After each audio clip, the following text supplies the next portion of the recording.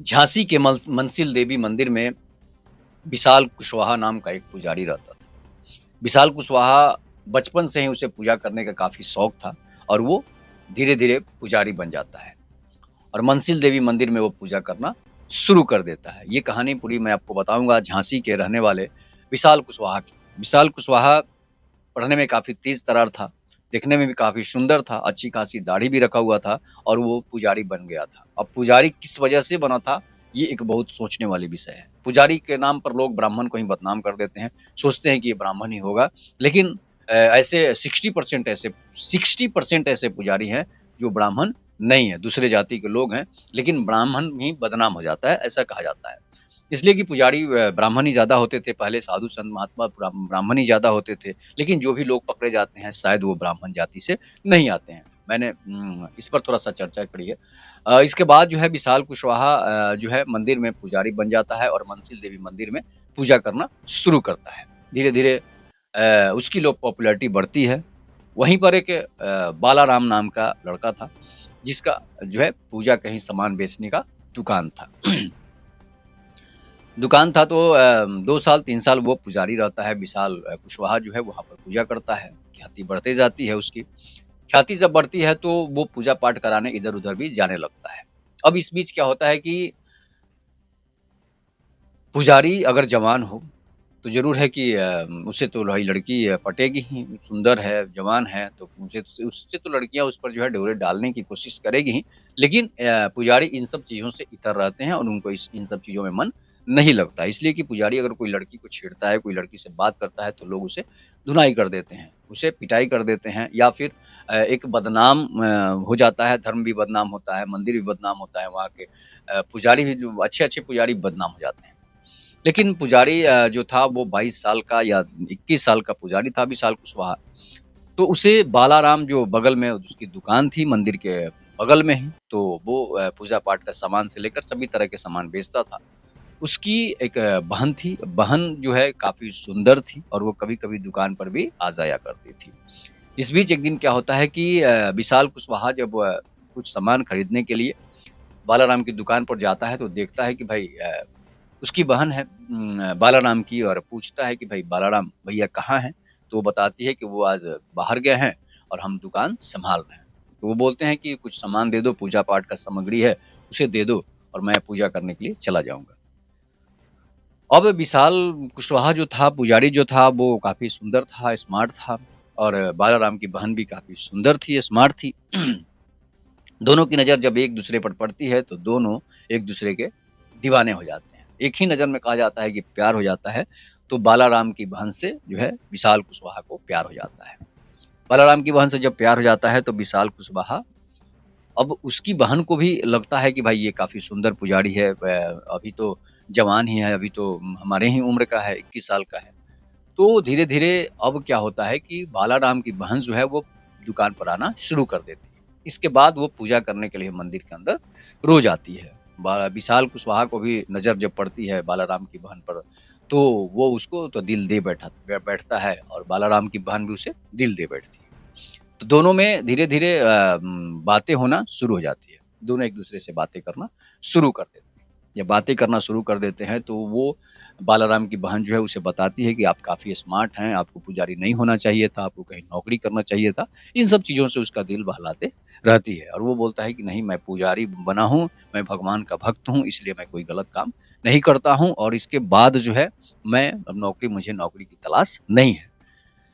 और मैं देखो हमारे पास तुम फ़ोन उन मत करो इसलिए कि अगर हम तुम्हारे साथ बात करते हैं, तुम्हारे साथ कोई प्रेम प्रसंग, प्रेम लीला रचाते हैं, तो लोग हमें बदनाम कर देंगे, लोग ब्राह्मण को बदनाम करेंगे, लोग पुजारी को बदनाम करेंगे और इसके बाद सनातन धर्म भी बदनाम हो जाएगा। ऐसे वो बालाराम की बहन को समझाते रहता था। लेकिन वो लड़की थी, उसे प्रेम हो गया था, प्यार हो गया था, वो मानती नहीं थी। वो इतनी ज़िद्दी थी कि वो पूजा करने के लिए रोज़ सुबह-शाम दोनों टाइम मंदिर में आ जाया करती थी, सिर्फ़ और सिर्फ़ विशाल को देखने के लिए। जबकि विशाल मंदिर के परिसर में भी मना करता था कि आपको यहाँ आने की ज़रूरत नहीं है, इसलिए कि लोग बदनाम हो जाएँगे, हम भी बदनाम हो जाएँगे और यहाँ के पुजारी लोग भी बदनाम हो जाएँगे। वैसे भी बदनाम धर्म को लोग हमें हमारे धर्म को लोग अधिक बदनाम कर रहे हैं। दूसरे धर्म के लोग अगर गलत भी करते हैं तो उनको बदनाम नहीं किया जाता है, लेकिन अगर हमारे धर्म के लोग एक चींटी को भी मार देते हैं तो लोग सनातन को बदनाम कर देते हैं। ऐसा विशाल उसे समझाते रहता था। लेकिन जो है अब बालाराम की बहन तो मानती नहीं थी। वो बोलती थी कि नहीं, कृष्ण ने प्रेम किया था, भगवान श्री राम ने प्रेम किया था, तो हम प्रेम करेंगे तो कौन-सा बुरा काम कर देंगे। ठीक है, हम लोग एक-दूसरे से मिलते हैं, मंदिर में ही जो है एक-दूसरे को देखते हैं, लेकिन जो है हम लोग प्रेम में अगर शादी कर लेते हैं तो और ज़्यादा बेटर रहता है। तो दोनों पहले तो वहाँ से विशाल को निकालने के लिए बोलती है कि यहाँ से तुम निकल जाओ, यहाँ से तुम चले जाओ, यहाँ से तुम हट जाओ, तब लोग हम पर नज़र नहीं रखेंगे और हमें पुजारी नहीं कहेंगे, हमें बदनाम नहीं करेंगे।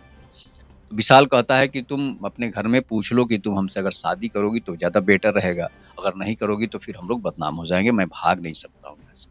विशाल उसे काफ़ी समझाता है, सनातन का वास्ता देता है कि देखो हमारा धर्म बदनाम हो जाएगा, लेकिन बालाराम की बहन नहीं मानती है। अब इस बीच क्या होता है कि विशाल से जब जिद करती है बालाराम की बहन कि नहीं, मैं तुम्हारे बिना जी नहीं सकती हूँ, तुम अगर नहीं हमसे शादी करोगे तो इसी मंदिर परिसर के गेट पर ही मैं जान दे दूँगी।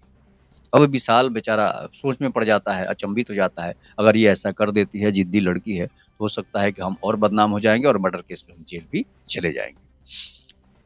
अब विशाल की सोच तो बहुत अच्छी थी, गंदी तो थी नहीं कि जिससे कि विशाल जो है उससे जल्दी से कोई काम कर ले। इस बीच क्या होता है कि ठीक है, विशाल राज़ी हो जाता है और बोलता है कि चलो तो अब इसी मंदिर में हम लोग शादी कर लेते हैं। आखिर दूर-दूर से लोग मंदिर में शादी करने के लिए आते हैं, तो इसी मंदिर में हम लोग शादी कर लेते हैं।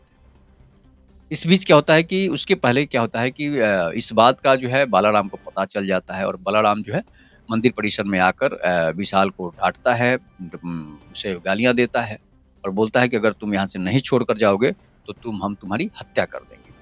मंदिर परिसर के पुजारियों को और मंदिर के अध्यक्षों को पता चलता है, तो वो विशाल को वहाँ से बाहर कर देते हैं और बोलते हैं कि आपको यहाँ रहने की ज़रूरत नहीं है, इसलिए कि आप अगर प्रेम लीला रचाएँगे तो हमारी बदनामी होगी, हमारी छवि खराब होगी, लोग हमसे दूर भागेंगे, हमारे सनातन को लोग गाली देंगे।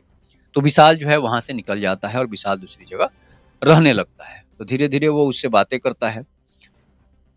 अब क्या होता है कि विशाल को तो पूजा-पाठ में मन लगता था, विशाल फिर से मंदिर परिसर में वापस आ जाता है और पूजा करना फिर से शुरू कर देता है। फिर से जो है बालाराम की बहन वहाँ आना चालू हो जाती है। इस बीच विशाल जो है बालाराम की बहन से माला डालकर शादी कर लेता है कि चलो शादी कर लेते हैं, अब कोई कुछ भी हो जाए, देखा जाएगा। और जब शादी हो जाती है तो दोनों जो है काफ़ी दोनों में विवाद होता है। बालाराम भी वहाँ पहुँचता है और झगड़ा करना शुरू कर देता है। झगड़ा करना शुरू कर देता है, अपनी बहन को वहाँ से पीट कर बाहर ले जाता है। बाहर ले जाने के बाद ये लोग बालाराम अपने जीजा को बुलाता है और मंदिर परिसर में चाकुओं से गोद कर जो है उसकी हत्या कर देता है। लोग बचाने की कोशिश करते हैं लेकिन नहीं बच पाता है और इसके बाद जो माइक वाला रॉड होता है उससे उसके सर पर और इधर-उधर इतना मार मारता है, इतना मार पीट देता है कि मंदिर परिसर में उस समय कोई मौजूद नहीं था। अब अकेले विशाल था, इसलिए जो है बालाराम और उसके जीजा मिलकर जो है उसकी हत्या कर देते हैं मंदिर में ही। तो समझिए कि एक प्रेम का अंत हो जाता है। मंदिर परिसर में ही एक प्रेमिका की हत्या कर दी जाती है, प्रेमिका के भाई के द्वारा, जो कि ये सरासर अपराध है, सरासर गलत है। इसलिए कि अगर आपको मारना ही था तो आप बाहर भी मार सकते थे उसे या फिर आपकी बहन अगर शादी कर ली थी उस पुजारी से जो उसी के जाति का था, तो एक नया कीर्तिमान भी बनता है, एक नया अध्याय भी लिखा जाता है इतिहास का। इसलिए कि दोनों अलग-अलग गाँवों से थे, एक ही गाँव के तो थे नहीं, तो शादी दोनों कुशवाहा जाति से ही थी, जिस वजह से ये शादियाँ हो सकती थी। लेकिन बालाराम की नासमझी की वजह से उसकी बहन भी अब एक विधवा की तरह रहेगी और पुजारी विशाल कुशवाहा की भी हत्या हो जाती है। अब पुलिस जो है उसके बालाराम को तो अरेस्ट कर लिया है, लेकिन अभी उसका जीजा फरार है। इस पर आप लोग अपनी प्रतिक्रिया ज़रूर दीजिएगा। एक प्रेम का इतना खौफनाक अंत कैसे हुआ? क्यों हुआ? होना चाहिए था या फिर नहीं होना चाहिए था? तब तक के लिए नमस्कार। जय हिंद, जय भारत, जय श्री राम।